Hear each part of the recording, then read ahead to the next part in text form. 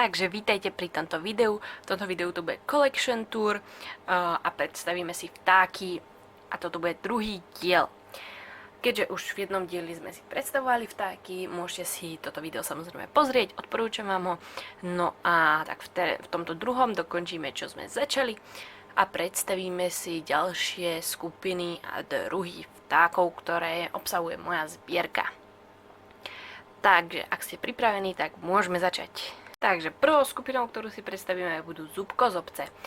A nech sa páči, môžete vidieť labuť hrbozobu, ktorá teda je z roku 2009 od značky Schleich. Ďalej znova ďalší model labutí, tentokrát s rozprestretými krídlami. To je taktiež krásny model, taktiež od značky Schleich z roku 2009, fakt prekrásny.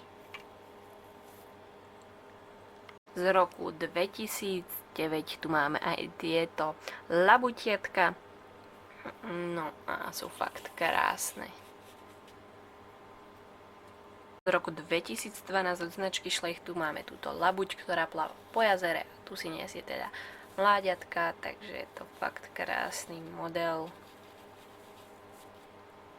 Z roku 2009 od značky Schleich tu máme túto hus divu. Fakt taktiež krásny model, tento rok 2009 bol fakt bohatý na vtáctvo, ktoré bolo fakt krásne vymodelované, kúknite sa na tie períčka, sú úplne dokonalé, takže paráda. V roku 2009 od značky Schleich tu máme túto kačicu divu, konkrétne samičku, taktiež prekrásny model, absolútne verne a dokonale vymodelovaný, nemám čo dodať, vyzerá ako živá. Z roku 2009 tu máme tohoto samička kačice, káčera, no a taktiež značka Schleich. Opäť z roku 2009 tu máme tieto káčatka od značky Schleich. Teraz idem na skupinu dravcov. Ako prvého tu môžeme vidieť orliaka bielohlavého, ktorý je tak krásne urobený, že každé to jedno pierko má vymodelované úplne do detailu. Tá farba je absolútne dokonalá. Fakt prekrásny model. Ďalej tu máme tohoto sokola myšiara, ktorý je z roku 2011 od značky Schleich a sedí na takomto peknom pníku. A je fakt dokonalý. Akože úplne dokonalý. Ďalej prechádzame na čeľaď kurovité, alebo teda kury. Do tejto čeľade patrí aj tetrov hlucháň, alebo inak zvaný hlucháň hôrny. Vidíme tu teda samčeka z roku 1999, je to fakt veľká raritka, robila som na nej unboxing, keď chcete môžete si ho pozrieť. No a fakt je to krásny model a dneska už veľká vzácnosť.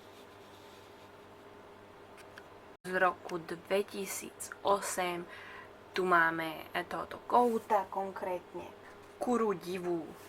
Áno, priatelia, takto sa volá divoký druh sliepok a tým pádom aj kohútov, kura divá. A toto je teda kohútik. V roku 2008 tu máme aj tieto kuriatka od kury divej. A tie sú tiež veľmi prekrásne. Ďalej tu máme tohoto kohúta z roku 2016 od kury divej. No a je veľmi podobný tomu predchádzajúcemu, ale je predsa len iný. Z roku 2012 tu máme tohoto páva korunkatého od značky Schleich. Opäť samca. A vlastne keď tak zoberie od týchto kôr, tu máme iba samých samcov. Je typické pre nich, že samci sú prekrásne zafarbení, kdežto vlastne samičky sú také nenápadné, väčšinou hnedé, také veľmi obyčajné. Takže tento nádherný páv. Ďalej tu máme čeľaď, do ktorej patrí aj táto krásna papuchálka bielobrada z roku 2013 od značky Schleich. Je naozaj prekrásna. dokonalá. Ďalej tu máme tohoto kakadua, zlatochochlého po slovensky. Nie je to žiadna značka, taktiež sa tam neudáva žiadny rok, ale bol veľmi pekný, tak som si ho nechala v zbierke. No a patrí do čelade papagájov. V roku 2014 od značky Schleich tu máme tohoto krásneho papagája Aru Ararakangu. Z roku 2012 tu máme tohoto papagája Aru Araraunu. Majú podobné názvy ako s tou predchádzajúcou, ale teda táto je celá modrá a má žlté brúško a vnútro krídel. Z roku 2012 tu máme od značky Schleich túto Aru hyacintovú, ktorá je veľmi vzácna a dnes veľmi ohrozený druh v prírode. Takže krásna. Táto je úplne celá modrá. Od značky Schleich z roku 2011 tu máme túto sovu snežnú, alebo inak ľudovozvalnú belaňu. Je to taktiež veľmi krásny model. Akože všetky tieto vtáky, čo tu mám, tak sú fakt prekrásne vymodelované, takže úplne dokonalé. Ďalej tu mám z roku 2011 toto CM-ko, je to teda, alebo CM-ko, je to aj taký drastik z toho predchádzajúceho modelu, čo ste mohli vidieť. Som ju teda prerobila na víra skalného. Takže a myslím si, že sa mi celkom aj podarila. Napíšte váš názor do komentáru a uvidíme. Ale myslím si, že celkom fajn, no. Ak kto by nevedel, ako vír skalný vypadá, tak týmto ho môžete porovnávať. Toto je originál model od značky Schleich z roku 2014. Veľmi krásny, opäť tie pierka úplne dokonalé. Každé úplne zvlášť nafarbené, vymodelované, krásne. Krásne. Prechádzame na čelať tukanovité a v tejto čeladi mám tohoto jedného zástupcu tukana bielobradého, ktorý je teda typický tukan, akého všetci poznáme. Je to fakt krásny model, úplne krásny. Je od značky Schleich z roku 2014, takže krásny.